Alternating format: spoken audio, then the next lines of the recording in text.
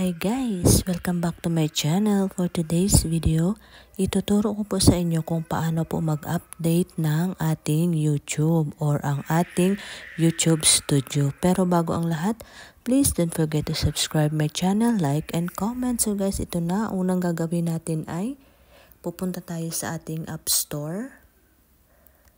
Ayan App Store guys.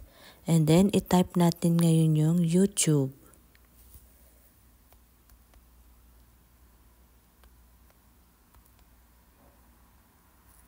Ayan. Pag na-type natin yung YouTube guys, i-click natin.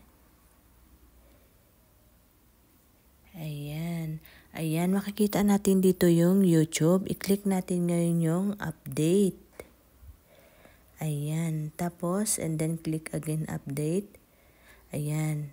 Nag-update na po siya guys. Ganyan lang po kadali mag-update ng ating YouTube para mas madali nating ma-open. Kasi yung iba mabagal kaya hindi po natin buksan ng mabilis yung ating YouTube kasi hindi pa po siya naka-update.